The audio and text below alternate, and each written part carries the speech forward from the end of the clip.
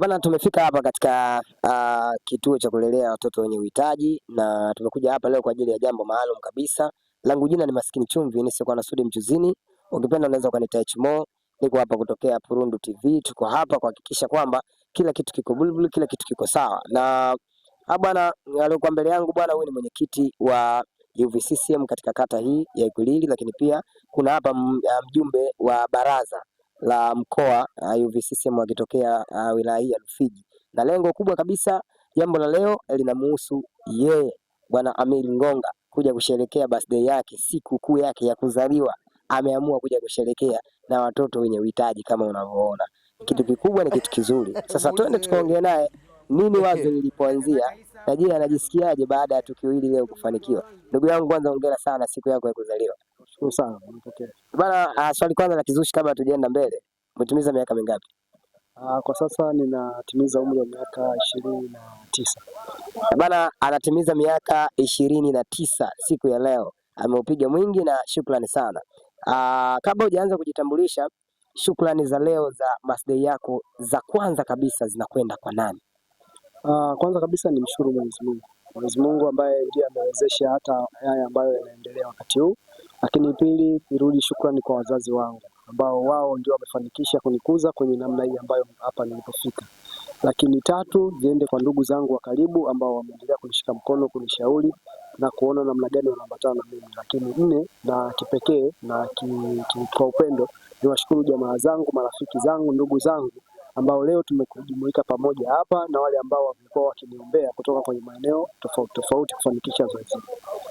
Bana, kabla hatujakwenda kulifungua panzia, twende kwanza tukajue kwani Ngonga ni nani? Ngonga ni nani? Ngonga ni kijana ambaye amekuzwa kwenye jamii ya Kitanzania na anatokana na wilaya ya Rufiji au jamii ya Rufiji ambayo kiuhalisia ni jamii ya Kendengeleko. Mimi ni kijana ambaye nimesoma ndani ya halmashauri ya wilaya ya Rufiji, lakini pia elimu yangu nikaenda nikapata nje ya maeneo ya Rufiji. Lakini vile vile Ngonga ni mtumishi wa umma ambaye kwa sasa anaendeleza kutekeleza majukumu ambayo nimeaminiwa na serikali. Bana, ni vijana wachache sana ambao wanaweza kufanya kitu kama hiki. Wengi tunaona wanasherehekea birthday party, lakini unakwenda katika kumbi za starehe na sehemu nyingine. Ngoja tumuulize Ngonga, kwa nini alifikiria hivi? Nini ulifikiria mpaka umekuja kujumuika na ndugu zako? Binafsi hili jambo lilikuwa ni kama nafsi limetoka ndani ya nafsi yangu. Mwanzoni huwa nilikuwa na utaratibu siku yangu ya kuzaliwa kama hivi, huwa ninamtumia zawadi mama yangu, namtumia zawadi baba yangu, lakini wakati mwingine huwa nikijipa zawadi mimi mwenyewe kwa kushukuru namna gani naendelea kujitunza mpaka kufikia hapa. Vijana tuna changamoto nyingi sana kwa sasa ambazo tunapitia, stress, uraibu wa madawa na vitu vingine. Kwa hiyo kule kuendelea kujitunza mpaka kufikia hivi nilivyo, huwa ninajipa zawadi kwa kuona namna gani naendelea kujisimamia. Kwa hiyo hili la sasa lilitoka kutoka kwenye nafsi na ni kitu ambacho nilikuwa nakitamani muda mrefu.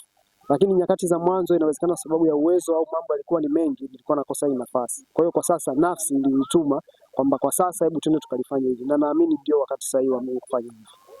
Hebu kwani wito wake ni nini kwa vijana wengine? Au anawaambia nini vijana wengine?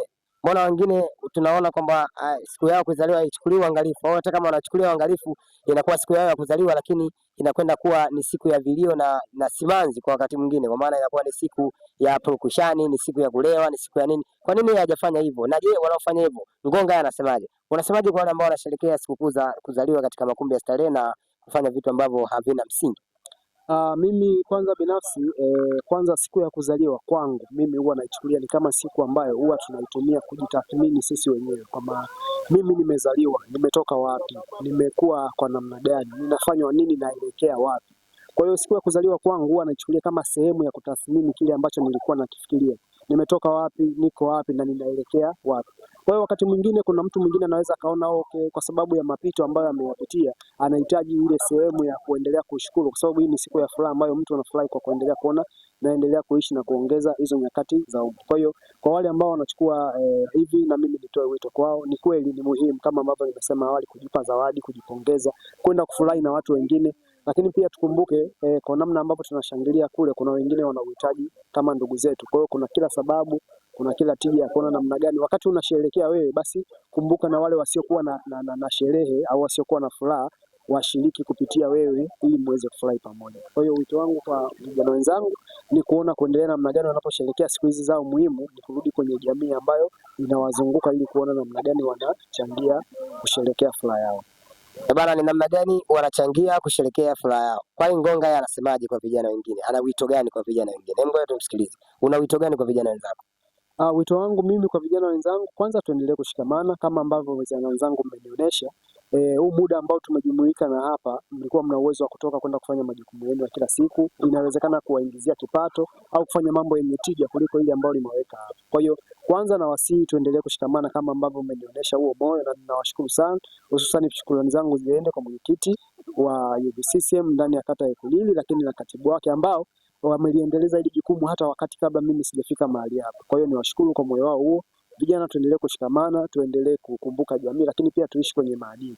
Hatuwezi kuyafanya haya ambayo tunayafanya kama hatujakuwa kwenye maadili yaliyokuwa sahihi. Lakini mwisho kabisa, basi vijana wenzetu tuendelee kushikamana katika kuona namna gani tunaweza kufikia mafanikio aidha ya mtu binafsi au kikundi kwa pamoja. Bana, kama sijaenda kufanya kitu kimoja hivi, nataka nimuulize Ngonga jambo moja ambalo limenishangaza.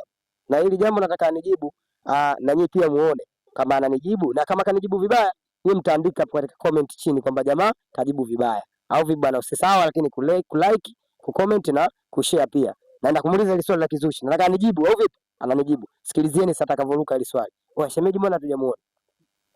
Shemeji yenu yuko mbali na mji wa Rufiji, ndio sababu ambayo hatujamuona. Sikilizeni. Uwepo wangu hapa. Shemeji, mbona hatujamuona shemeji? Hayupo kwa sababu yuko eneo la mbali na Rufiji. Ndio tumerudi kufanya Rufiji, yeye yuko nje ya eneo la Rufiji. Basi ndio maana tupigie simu kumsikia hapa tumsikie shemeji akisema happy birthday to you. Pigie simu. Simu yake haipatikani. Mmeona wanangu? Ndio maana nikasema hapo chini andikeni comment hapo chini. Je, jamaa kapo Yanga au kanijibu vizuri? Maana kama kalikwepa hivi. Poa. Bana, tuenzetu hivi, twende Ngonga, twende huko. Tuka nani?